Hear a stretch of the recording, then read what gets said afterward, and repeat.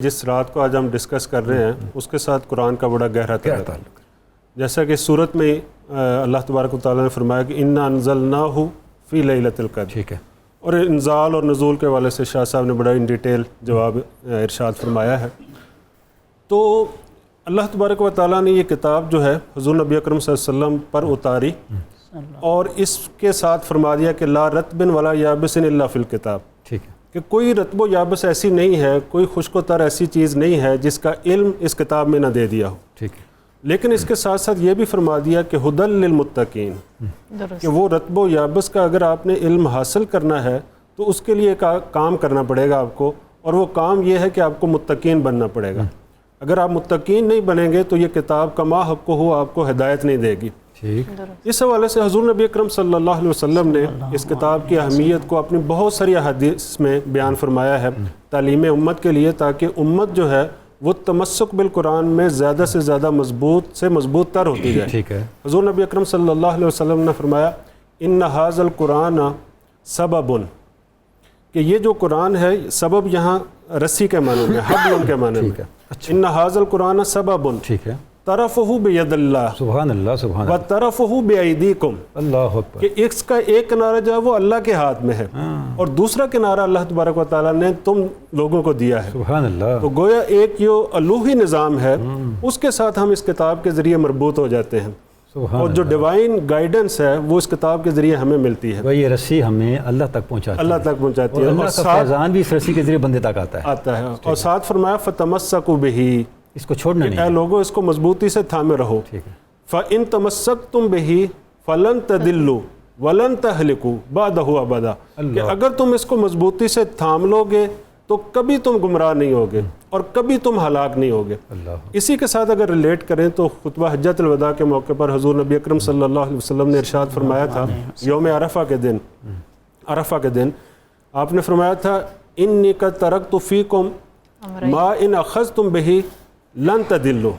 کہ میں تمہارے درمیان ایسی چیزیں جو چھوڑے جا رہا ہوں کہ اگر تم ان کو مضبوطی سے تھامے رہو گے تو کبھی گمراہ نہیں ہوگے۔ وہ چیزیں کون سی تھیں؟ کتاب اللہ کی کتاب، و اطرت اہل بیتی، اور میری اطرت اہل بیت۔ گویا کتاب اور اطرت کا ایک بڑا آپس میں چولی دامن کا ساتھ ہے۔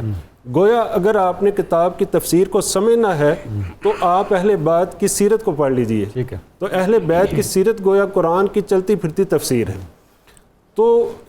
ان دونوں احادیث میں جو چیز میں اخذ کرنا چاہتا ہوں وہ یہ ہے کہ اگر ہم تمسک بالقرآن کر لیں تو ہم کبھی گمراہ نہیں ہوں گے۔ تو شاید آج ہم جو ہیں ہماری گمراہی، ہماری ذلت، ہماری خواری، ہماری پستی، وہ اسی وجہ سے ہے کہ ہمارے ہاں تمسک بالقرآن نہیں ہے۔ ٹھیک ہے، علامہ نے اسی کی طرف اشارہ کیا تھا کہ وہ معزز تھے زمانے میں مسلمان ہو کر، اور ہم تارک کے قرآن، ہم خار ہوئے تارک قرآن ہو کر، یعنی وہ معزز تھے مسلمان ہو کر، مسلمان بمعنی این کہ وہ حقیقی معنی میں مسلمان تھے، قرآن مجید کو انہوں نے اور اڈاپٹ تمسک کیا، بالقرآن کیا ہوا تھا، اور ہم مسلمان نام کے تو ہیں لیکن ہمارے اندر تمسک بالقرآن نہیں ہے۔ ٹھیک ہے، اور اسی کو شیخ سعدی شرازی نے جو فرمایا ہے کہ گر تومی خواہی مسلمان زیستن نیست ممکن جز بقرآن زیستن، کہ اگر تم مسلمانوں کی طرح جینا چاہتے ہو، مسلمان بن کے جینا چاہتے ہو، تو یہ قرآن کے بغیر ممکن ہی نہیں ہے۔ تو اس حوالے سے حضور نبی اکرم صلی اللہ علیہ وسلم نے قرآن پاک کی تعلیم کو جو ہے وہ اہمیت اس کی اجاگر کی اپنی احادیث میں جگہ جگہ، اور یہاں تک فرمایا کہ خیرکم من تعلم القرآن وعلمہ،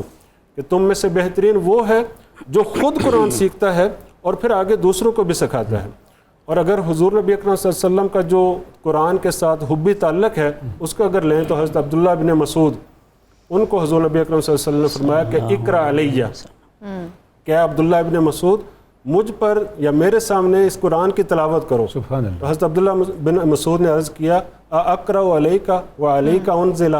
کیا میں آپ کے سامنے تلاوت کروں جبکہ یہ آپ پر اتری گئی ہے؟ تو آپ علیہ الصلوۃ والسلام نے فرمایا انی احب ان اسمعہ من غیری، اللہ اکبر، کہ میں یہ پسند کرتا ہوں کہ میں اس کو دوسروں سے سنوں۔ سبحان تو اللہ، جب انہوں نے پھر آپ کے سامنے سورہ نساء کی تلاوت آیت کی کہ وہ وقت یاد کیجئے جب ہم ہر امت سے اس کا شہید لے کر آئیں گے اور پھر ان سب پر آپ کو شہید لے کر آئیں گے اور آپ کو گواہ لے کر آئیں گے، تو آپ نے فرمایا حسبک،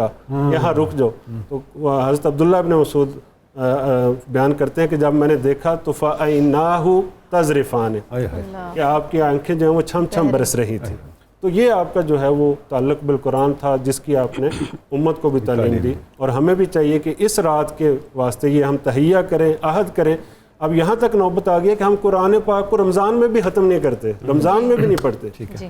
تو اس کی طرف ہمیں لوٹنے کی اشد ضرورت ہے.